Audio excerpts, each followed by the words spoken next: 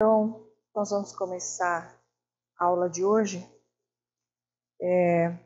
pedindo a Jesus que nos inspire, que abra a nossa mente, o nosso coração, para que possamos, nesse instante, clarear um pouco mais as informações enviadas por André Luiz para nós, né?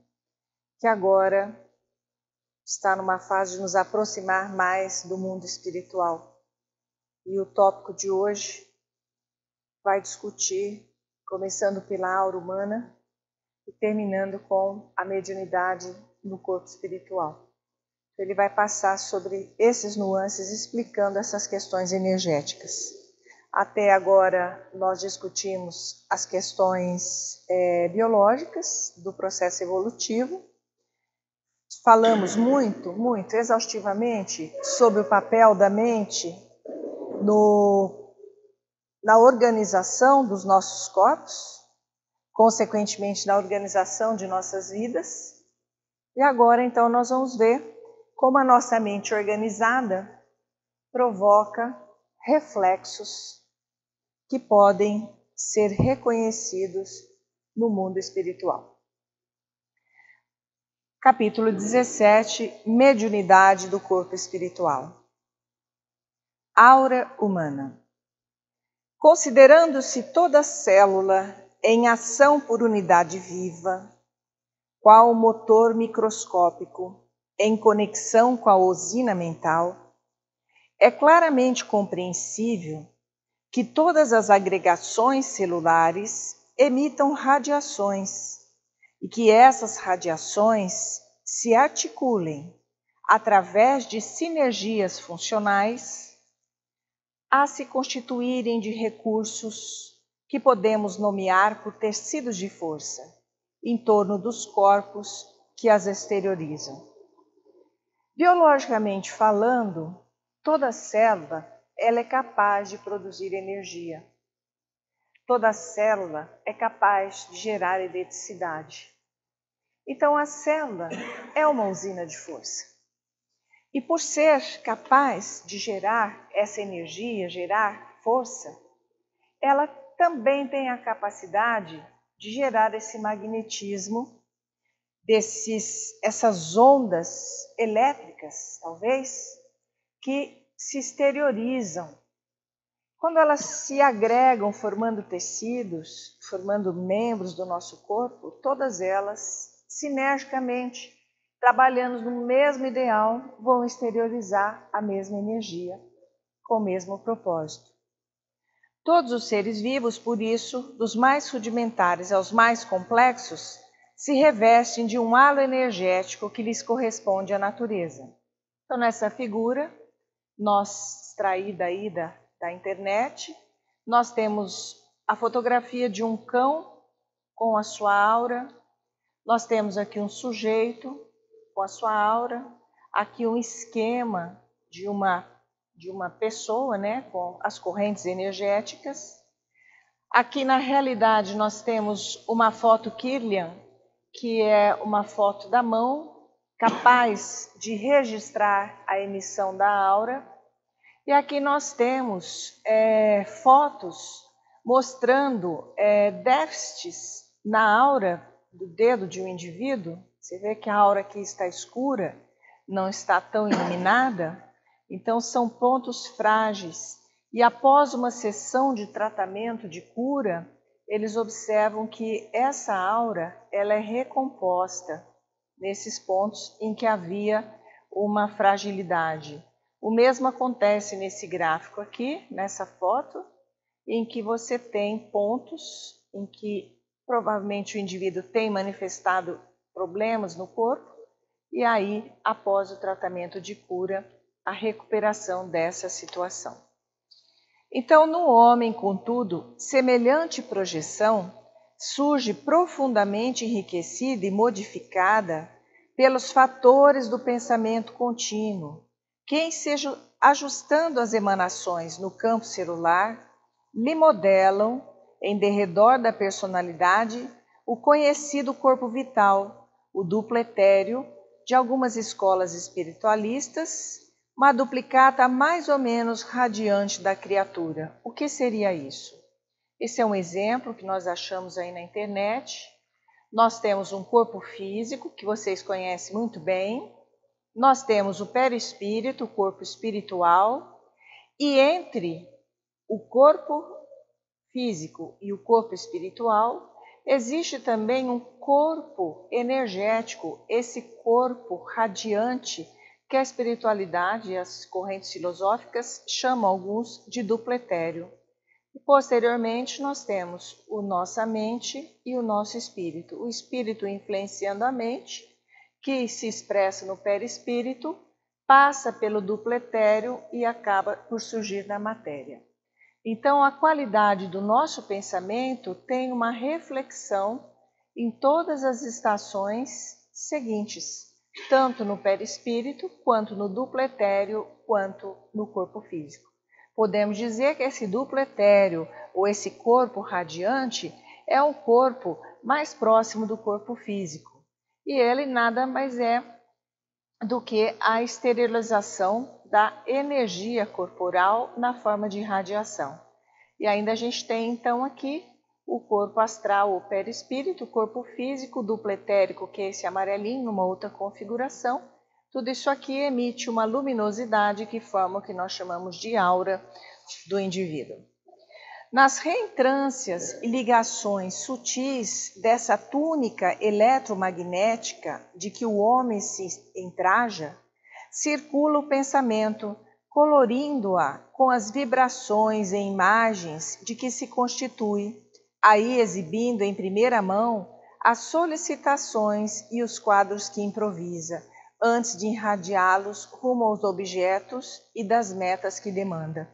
Numa reunião mediúnica aqui na casa, foi até o Marcos que deu uma comunicação de um espírito dizendo que ele se surpreendeu ao chegar na espiritualidade e percebeu que os espíritos conseguiam localizar os bons e os não tão bons assim pela coloração que a aura emitia. Então, nós somos reconhecidos pela cor que emanamos. O nosso sentimento gera uma cor, a nossa emoção gera uma cor. E aí fica muito difícil de se esconder, porque a gente conta que cor que nós estamos, se nós estamos com raiva ou não.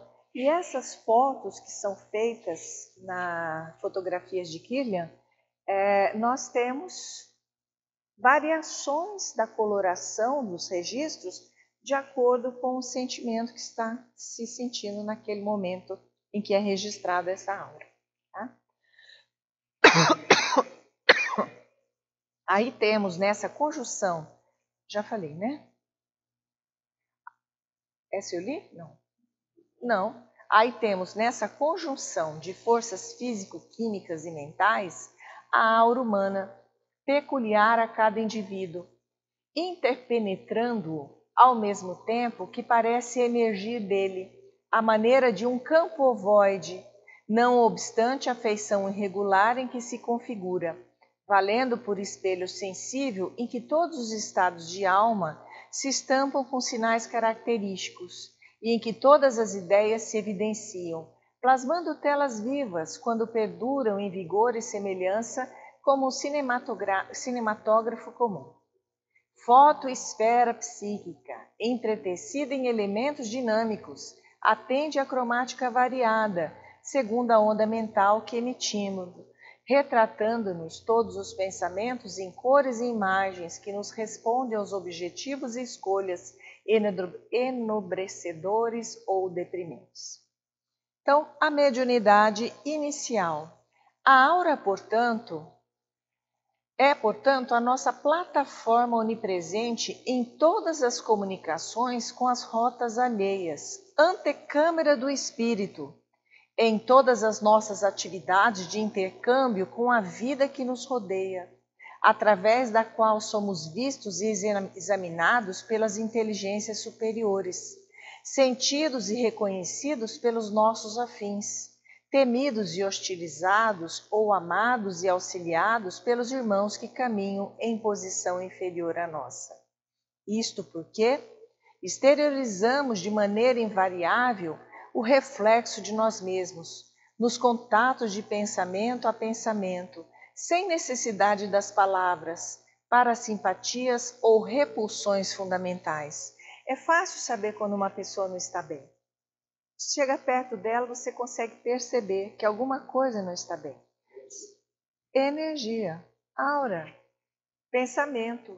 Você chega e fala, nossa, o que foi que você está cansado? O que foi que você está preocupado? O que foi que você não está bem? Não está se sentindo bem? Você percebe, e às vezes a pessoa está assim com uma energia tão desequilibrada que você acaba ficando sentindo desconfortável na presença da pessoa. Várias vezes, né? E sempre acontece isso comigo. Às vezes eu chego perto de uma pessoa que não está bem, a pessoa fica ótima e eu fico péssimo. Daí eu ligo até para ela para saber, você melhorou?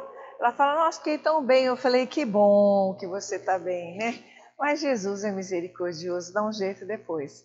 Mas é assim, a gente percebe isso, né? É porque por essa couraça vibratória, uma espécie de carapaça fluídica em que cada consciência constrói o seu ninho ideal, que começam todos os serviços da mediunidade na Terra, considerando-se a mediunidade como um atributo do homem encarnado, para corresponder-se com todos os homens liberados do corpo físico. Essa obra de permuta, no entanto, foi iniciada no mundo sem qualquer direção consciente, porque, pela natural apresentação da própria aura, os homens melhores atraíam para si os espíritos humanos melhorados, cujo coração generoso se voltava compadecido para a esfera terrena, auxiliando os companheiros da retaguarda, e os homens rebeldes à lei divina aliciar a companhia de entidades da mesma classe, transformando-se em pontos de contato entre o bem e o mal, ou entre a luz e a sombra, que se degladiam na própria terra.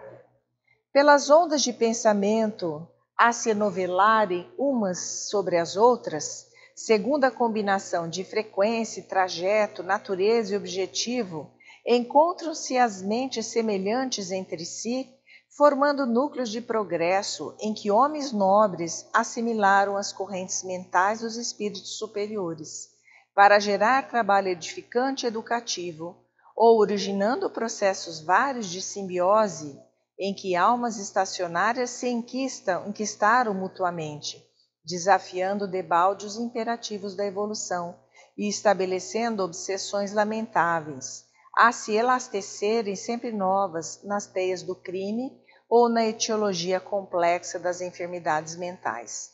Então nós vamos nos aproximar, gostar de conviver com pessoas que pensam como nós. Tem trabalho dizendo, e eu já falei isso em aulas anteriores, recentemente publicados, que quando você convive uma pessoa, uma semana, 15 dias com uma pessoa, depois de 15 dias elas têm gostos semelhantes, opções de alimentares semelhantes, horários se sincronizam, então as pessoas vão adaptando as suas energias umas às outras, né? Então nós procuramos a similaridade para se associar. E aqui os opostos não se atraem nessa questão de aura, né? Nós queremos ficar com aquele que se parece conosco. Daí a nossa dificuldade que a gente tem de amar o nosso inimigo. Porque é muito difícil amar aquilo que a gente não gosta, né? Que a gente não se sente bem perto. Como fazer o bem para aquela pessoa? E esse é talvez o grande desafio. Por outro lado, as entidades que estão ainda perdidas pelo caminho, elas acabam fazendo uma associação e formando regiões meio que purgatoriais, né? Para expiar suas culpas e muitas vezes até estacionando no processo evolutivo por um bom tempo lá. A intuição foi, por esse motivo, o sistema inicial de intercâmbio, facilitando a comunhão das criaturas, mesmo à distância, para transfundi-las no trabalho sutil da telementação, nesse ou naquele domínio do sentimento e da ideia, por intermédio de remoinhos mensuráveis de força mental. Assim como na atualidade, o remoinho eletrônico infunde em aparelhos especiais a voz, a figura de pessoas ausentes em comunicação recíproca na radiotelefonia e na televisão. Quer dizer, ele estava numa época, em 1958, com o advento da TV chegando para o Brasil e surgindo no mundo, as telecomunicações começando a despontar. Então, mesmo que o indivíduo tivesse sido desencarnado, que ele tivesse desencarnado, se houvesse uma filmagem prévia dele, naquela época em branco e preto, certamente, era possível rever isso, né? É a comparação que ele faz. Agora ele vai falar um pouquinho do que acontece durante o nosso sono e as conexões que a gente consegue manter com o nosso corpo e como a espiritualidade se aproveita disso. Então, o sono e o desprendimento. Revela, contudo, assinalar que, em se iniciando a criatura na produção do pensamento contínuo, e quando é que começou a responsabilidade da criatura? No momento que surgiu a fala, quando ela articulou as palavras e percebeu que ela podia se comunicar através daqueles sons, o negócio ficou mais sério, a responsabilidade chegou. Então ela começou a ter desejo de formar uma sociedade, de garantir uma herança para sua prole, e assim seguiu o curso da evolução. Então, quando a criatura, na produção do pensamento contínuo, se inicia, né, o sono adquiriu para ela uma importância que a consciência em processo evolutivo até aí não conhecera. Você quer ver como o sono é importante? Tem experimento que se realiza com os indivíduos não deixando-os dormir por 20 dias. Depois de 20 dias, eles começam a ter surtos de esquizofrenia. Eles começam a relatar que eles estão sendo perseguidos, que vão ser assassinados. Eles ficam assim, numa situação de distúrbio mental absurda. Cientistas que se propõem a ser voluntários nos experimentos para descobrir, e outros ficam analisando, para descobrir o que a privação do sono faz. Então, o sono é essencial para a reorganização dos nossos pensamentos e para a nossa saúde mental. E várias teorias dizem, né, que quem tem pouco sono pode ter uma tendência a isso, aquilo, ou depressão, ou ansiedade, ou Alzheimer. Cada autor pesquisa uma coisa relacionando com a falta de sono, a dificuldade em dormir, o acordar precoce, o não descansar efetivamente poderia trazer alterações cerebrais no futuro. Mas tudo ainda no campo da investigação, porque a gente não conhece muito, conhece quase nada do cérebro.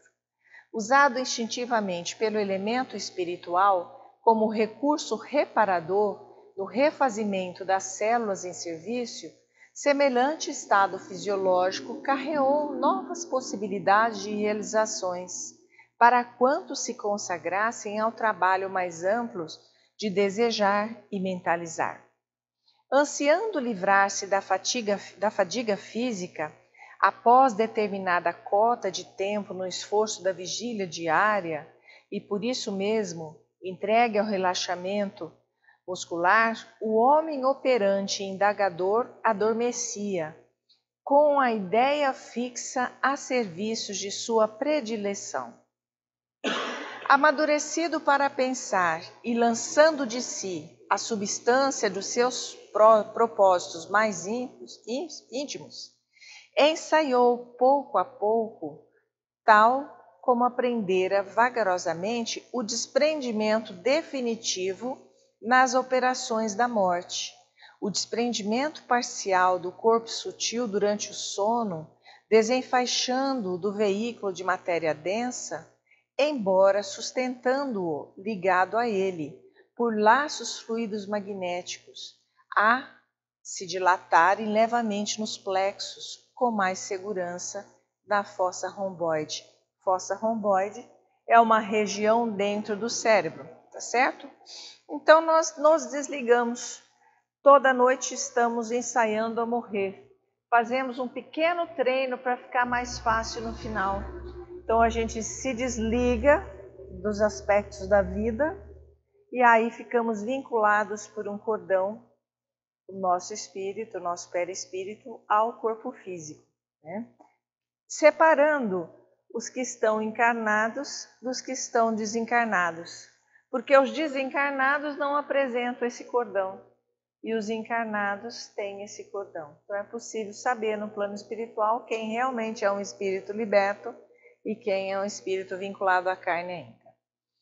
Encetado o processo de sonolência, com as mesmas reações motoras empobrecidas e impondo mecanicamente a si mesmo descanso temporário, no auxílio às células fatigadas de tensão, isso desde as eras remotas em que o pensamento se articulou com fluência e continuidade, permanece a mente através do corpo espiritual, na maioria das vezes, justaposta ao veículo físico, à guisa de um cavaleiro que repousa ao pé do animal, de que necessita para a travessia de uma grande região em complicada viagem, dando-lhe ensejo a recuperação e pastagem, enquanto ele se recolhe ao próprio íntimo, cismemando-se para refletir ou imaginar,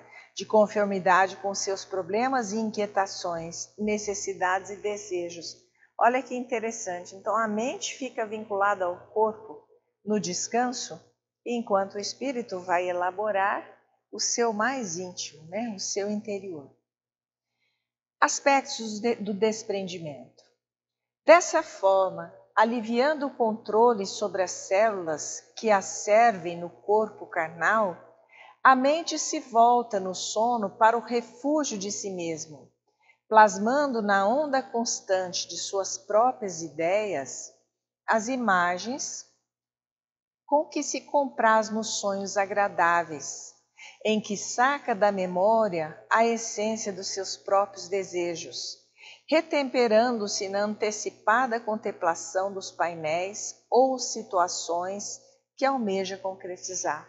Então, muitas vezes nós sonhamos com aquilo que gostaríamos que tivesse acontecido, com aqueles desejos que tivemos em fases, às vezes, muito distantes do que estamos vivendo hoje. Mas elas retomam lá dos arquivos na forma de sonho. E algumas pessoas mistificam muito essa questão do sonho. Por isso, a mente então mobiliza os recursos do núcleo da visão superior no diencéfalo. Então, o diencéfalo é aquela região no meio do cérebro, é uma região mais primitiva, onde está localizada a glândula pineal. Essa glândula pineal tem uma conexão direta com o centro coronário, que é o centro que vai receber a influenciação muito grande do plano espiritual. Então, quando ele fala desse olho do diencéfalo, o núcleo da visão superior, provavelmente ele está se referindo, fazendo uma alusão à glândula pineal, que algumas filosofias religiosas antigas chamam de terceiro olho, a terceira visão. Tá? Então, as qualidades essencialmente ópticas do centro coronário lhe acalentam no silêncio do desnevamento transitório todos os pensamentos que lhe emergem no seio. Então, o que é o desnevamento transitório? Ninguém vai cortar o nervo. Pode ficar tranquilo, ninguém vai ter seu nervo cortado durante o sono. Mas as substâncias químicas são modificadas durante o sono. E as sinapses, que são aquelas comunicações entre os neurônios, são como que desligadas, são suprimidas. E depois de uma certa exposição a uma quantidade de luz, a uma certa quantidade de atividade física, a neuroquímica cerebral vai se modificando. E se antes eu produzia uma substância química X, depois de um certo tempo de estar acordado, eu começo a produzir essa substância outra Y, por exemplo, e essa substância é que vai dar uma certa sonolência. E quando o sono vem, ele fica quase que incontrolável. E o melhor é dormir, né? Principalmente quando dá sono na aula assim. Eu sempre falo para meus alunos, eles vêm ter aula comigo à tarde, depois do almoço, e 2 horas da tarde, eu imagino, nas audiências, todo mundo com aquele sono, nas aulas com aquele sono, no trabalho com aquele sono infernal. Né? Por quê? É a hora que todos os ritmos biológicos caem. E nós temos por volta das 2 às 2h30 da tarde o pior momento para o nosso corpo. Que sono infernal! E aí o nosso aluno, por exemplo, fica lutando, tentando ficar com o olho aberto. Se ele não dormir, ele vai fazer isso a tarde toda, ele vai piscar na aula. Eu recomendo, tá com sono, criatura, debruça na carteira, encosta na parede e durma. 5 minutos que você fizer isso, ele fica desperto o restante da aula. E os meus alunos dormem, eu não fico bravo com eles não. Tem que dormir, tem que segurar. Dorme, acorda e fica ativo. Melhor do que ficar lutando contra o sono, vocês não acham? Muito bem. Noutras ocasiões, no mesmo estado de insulamento, recolhe no curso do sono os resultados dos seus próprios excessos, padecendo a inquietação das vísceras ou dos nervos injuriados pela sua rendição à licenciosidade, quando não seja o asfixiante pesar do remorso por faltas comedidas, cujos reflexos absorvem do arquivo em que se amontoam as próprias lembranças. Isso é bastante interessante. Nós, muitas vezes, chegamos aqui direto do trabalho, sem jantar. E aí não deu tempo de almoçar direito. Foi um salgadinho lá na quitanda da esquina, porque a gente tinha muita coisa para fazer. Chega no centro, a gente come tudo que tem no prato, o prato e a mesa. Chega em casa, né, depois do centro, vai comer tudo que tem. E vai dormir, daí um pouco daquele sono gostoso, né? Porque aí o sistema digestório vai ficar voltado para fazer a digestão, desvia um pouco o sangue para as vísceras e aí dá aquela sonolência e vai dormir. Tem uma noite repleta de pesadelo e vai falar que teve pesadelo porque veio no centro. Hã? Ah, se tua mulher te botar para fora do quarto, certamente você ronca. É porque as mulheres põem, não põem as meninas. E eu de vez em quando põe para fora. Roncou demais, vai roncar na outra vizinhança. Vejam, então eu digo o seguinte, que a gente tem que comer menos à noite para não ter pesadelo e atribuir isso ao centro espírita. Nossa, fui na casa e voltei passando mal, ficar mal o dia seguinte inteiro e a culpa, coitada, do centro, não tem nada a ver com isso. Foi aquela picanha de noite, a feijoada e etc. Numa e noutra condição, todavia, é a mente suscetível à influenciação dos desencarnados, que, evoluídos ou não, lhe visitam o ser, atraído pelos quadros que lhe se filtram na aura. Então, não vamos esquecer da aula de hoje. Nós somos coloridos. Nós emitimos cor. Vamos melhorar a nossa cor? Para a gente ficar numa condição melhorzinha, com companhia melhor? Ofertando-lhe auxílio eficiente quando se mostra inclinada à ascensão de ordem moral, ou cegando-lhes as energias e assoprando-lhes sugestões infelizes, quando pela própria ociosidade ou intenção maligna adere ao consórcio psíquico de espécie aviltante que lhe favorece a estagnação na preguiça ou a envolve nas obsessões viciosas, pelas quais se entrega a temíveis contratos com as forças sombrias. Então vamos ver bem o que a gente vai fazer de noite, né? Porque não é só de dia, a gente tem que vigiar de dia para que de noite a gente não faça bobeira. Mas dessa posição de espectador à função de agente, existe apenas um passo. O pensamento contínuo em fluxo insopitável, ou seja, sem parar, desloca-lhe a organização celular perispiritual, a maneira do córrego em que sua passagem desarticula da gleba em que desliza com todo o rosário de seixos. E assim como o seixo solto segue a direção da corrente, lapidando-se no curso dos dias, o corpo espiritual acompanha de início o impulso da corrente mental que por ele extravasa, conscientizando-se muito vagarosamente no sono, que lhe propicia meia libertação. Então, no final dessa história, a mente não fica sozinha na brincadeira. Dependendo do que a gente mentaliza, o corpo espiritual é envolvido nesse processo e segue a roldão nessa situação de unidade espontânea. Nessa fase primária de novo desenvolvimento, encontra-se, como é natural, ao pé dos objetos que lhe tomam interesse. É assim que o lavrador, no repouso físico, retoma, em corpo espiritual, ao campo em que semeia, entrando em contato com as entidades que amparam a natureza. O caçador volta para a floresta. O escultor regressa frequentemente no sono ao bloco de mármore de que aspira o desentranhar a obra-prima.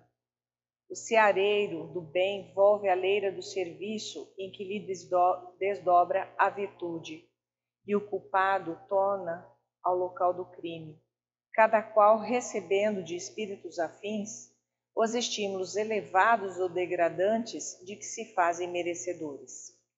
Consolidadas semelhantes relações com o mundo espiritual, por intermédio da hipnose comum, começaram na Terra os movimentos da mediunidade espontânea, por cantos encarnados que demonstrassem capacidades mediúnicas mais evidentes, pela comunhão menos estreita entre as células do corpo físico e a do corpo espiritual, em certas regiões do corpo físico, o corpo somático, passaram das observações durante o sono às observações da vigília, a princípio fragmentárias, mas acentuáveis com o tempo, conforme os graus de cultura a que fossem expostos.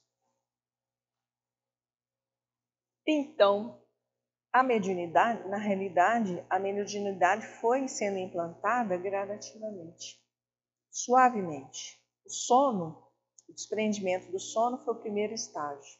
Primeiro formou a aura e as conexões energéticas entre as diversas camadas, que até o nosso espírito.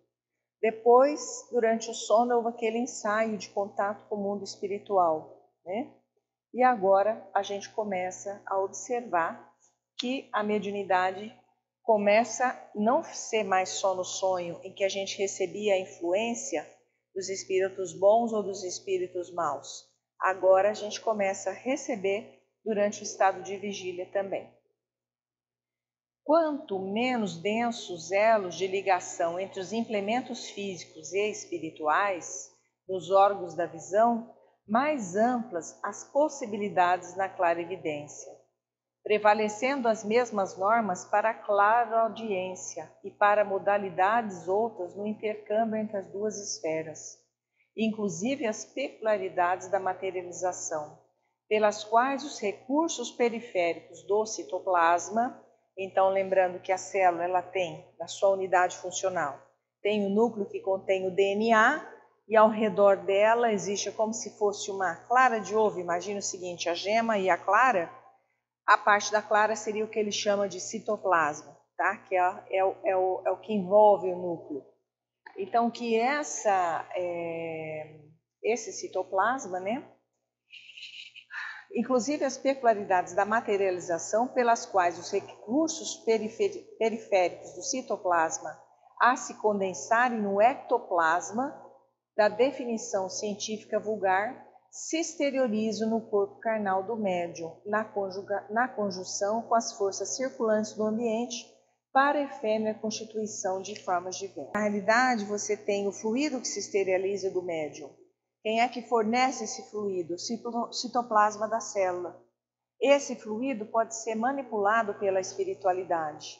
Então, é quando ele fala que quanto mais frouxa é a comunicação do corpo físico com o corpo espiritual, no que se refere aos aspectos auditivos. Então, eu tenho o perispírito, que é o molde do meu corpo físico. Mas se as ligações não forem muito intensas, muito atreladas, forem mais frouxas, é possível que o espírito trabalhe esse sistema e emita sons que nós conseguimos traduzir na comunicação, na fala, tá certo?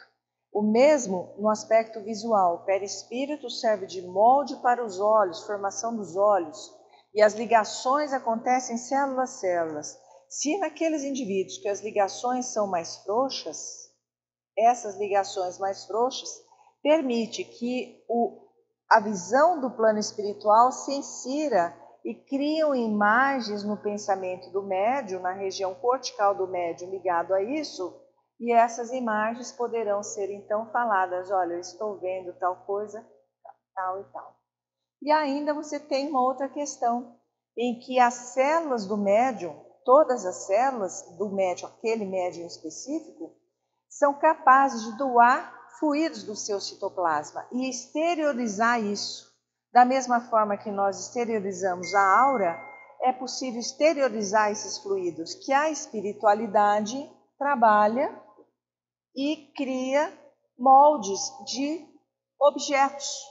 Então, o Marcos relatou aqui já para a gente de flores que são formadas numa reunião mediúnica, o médium fica num determinado ponto e ele emana esses fluidos e flores são formadas com esses fluidos e elas se materializam, elas caem no colo das pessoas que estão assistindo essas reuniões de materialização.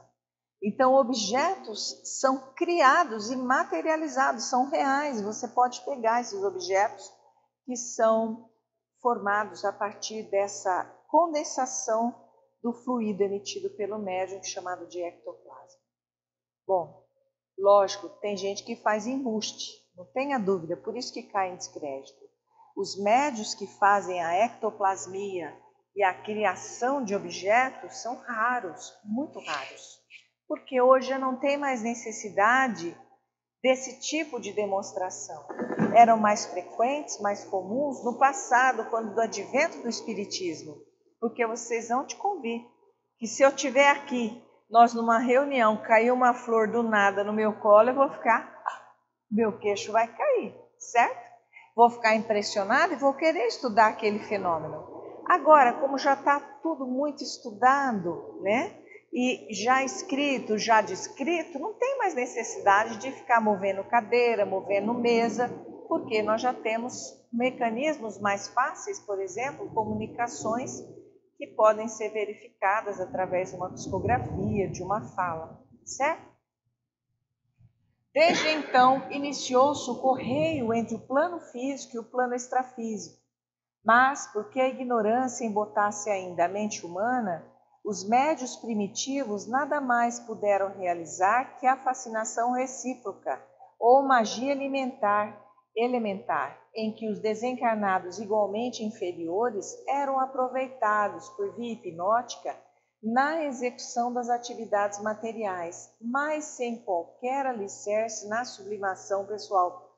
Então, os desencarnados eram usados como os empregados desses médiuns, desses magos. Eram os antigos magos, né? Que faziam as feitiçarias, os trabalhos, manipulando os fluidos. Eles tinham um pouquinho mais de conhecimento que a população mais rude, tinham a veneração da população mais rude, né? E eles acabavam contratando esses espíritos de uma certa forma, só para fazer trabalhos mundanos e conquistar glórias, vantagens e dinheiro e etc. Mas isso faz com que o espírito desencarnado evolua? Não. Então levavam ao estacionamento dessas entidades também, certo? E a formação da mitologia surge a partir daí. Apareceu então a Goécia, ou magia negra, a qual as inteligências superiores opuseram à religião por magia divina, encetando-se a formação da mitologia em todos os setores da vida tribal. Numes familiares interessados em favorecer as tarefas edificantes para levantar a vida humana a nível mais nobre, foram categorizadas à conta de deuses em diversas faixas da natureza e realmente, através dos instrumentos humanos mobilizáveis, esses gênios tutelares incentivaram por todas as formas possíveis o progresso da agricultura e do pastoreio, das indústrias e das artes. A luta entre os espíritos retardados na sombra e os aspirantes da luz encontrou seguro apoio nas almas encarnadas que lhe eram irmãs. Desde essas eras recuadas, empenharam-se o bem e o mal em tremendo conflito, que ainda está muito longe de terminar, com base na mediunidade consciente ou inconsciente, técnica ou empírica. Tá? Nós vamos precisar parar por aqui hoje.